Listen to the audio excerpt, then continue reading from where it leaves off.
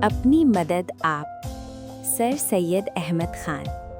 मनुष्य के जीवन में उन्नति और सफलता का सबसे बड़ा सिद्धांत है अपनी मदद आप। जो व्यक्ति अपने काम स्वयं करता है और दूसरों पर निर्भर नहीं रहता, वही सच्चे अर्थों में आगे बढ़ता है। सर सैयद अहमद खान ने अपने इस लेख में आत्मनिर्भरता को जीवन का मूल मंत्र बताया है।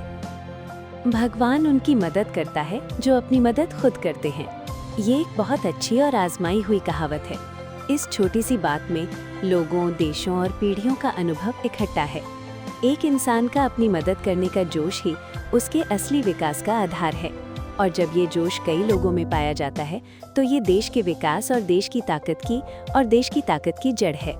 जब कोई दूसरा किसी इंसान या ग्रुप के लिए कुछ करता है तो उस इंसान या ग्रुप में अपनी मदद करने का जोश कम हो जाता है और उसके दिल से अपनी मदद करने की ज़रूरत खत्म हो जाती है।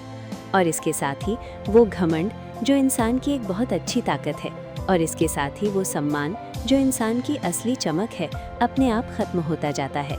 और जब किसी देश के साथ ऐसा होता है तो वो पूरा देश दूसरे देशों की नज़रों में बेइज्जत हो जाता है। इंसान जितना ज़्यादा दूसरों पर भरोसा करते हैं, भले ही वे अपनी भलाई और तरक्की के लिए सरकार पर भरोसा ना करें, ये साफ है और इसमें कोई बुराई नहीं है। वे उतने ही ज़्यादा लाचार और बेइज्जत हो जाते हैं। हे मेरे देशवासियों, क्या तुम्हारी हालत ऐसी नहीं है? एशिया की सभी देशों का हमेशा से मानना रहा है कि एक अच्छा राजा ही प्रजा की तरक्की और खुशी का जरिया होता है। यूरोप के लोग, जो एशिया के लोगों से ज़्यादा आगे थे, मानते थे कि एक अच्छा एडमिनिस्ट्रेशन ही देश के सम्मान, भलाई, खुशी और तरक्की का जरिया होता है, चाहे वो देश के रीति रिवाजों और परंपराओं का इंतजाम हो या सरकार का। और यही वजह है कि यूरोप के लोग लेजिस्लेटिव असेंबली को इंसानी तरक्की का एक बड़ा जरिया मानते थे और उनके दर्जे को सबसे ऊंचा मानते थे। लेकिन असल में ये सभी विचार गलत हैं।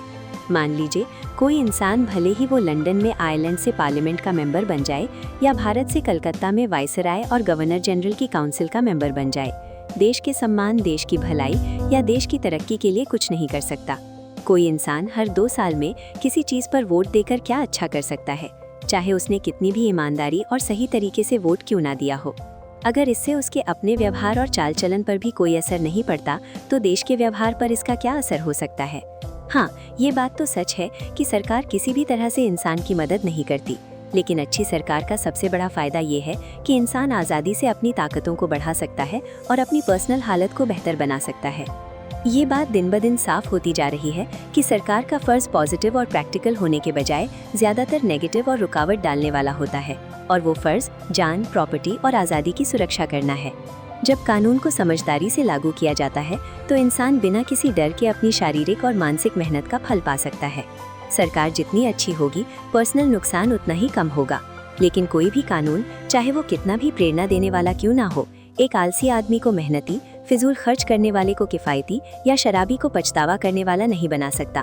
बल्कि ये चीज़ें पर्सनल मेहनत, किफ़ायत और खुद को कुर्बान करके हासिल की जा सकती हैं। देश की तरक्की, देश का सम्मान, देश में सुधार, अच्छी आदतें, अच्छा व्यवहार और अच्छा बर्ताव सरकार में बड़े अधिकार और ऊंचे पद पाने से नहीं आते। पुरानी कहावत है, अलनास अला दीन मलूखम। अगर इस कहावत में अलनास का मतलब राजा के करीबी कुछ खास लोग हैं, तो ये कहावत सही है। और अगर इसका मतलब ये निकाला जाए कि प्रजा अपनी सरकार जैसी हो जाती है, तो ये कहावत सही नहीं है।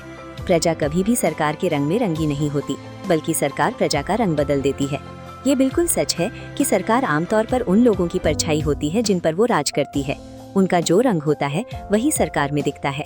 जो सरकार सभ्यता और तहजीब में अपनी प्रजा से आगे होती है, प्रजा उसे जबरदस्ती पीछे खींच लेती है, और जो सरकार सभ्यता और तहजीब में कमजोर और पीछे होती है, उसे प्रजा के साथ तरक्की की दौड़ में खींच लिया जाता है।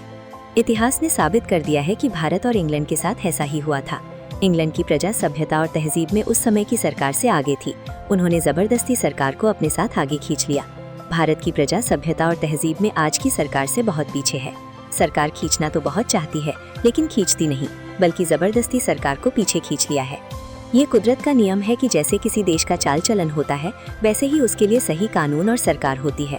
जैसे पानी अपनी ही नहर में बहता है, वैसे ही अच्छी प्रजा पर अच्छा राज होता है और नासमझ, भ्रष्ट और कम पढ़े लिखे लोगों पर बुरा राज होता है।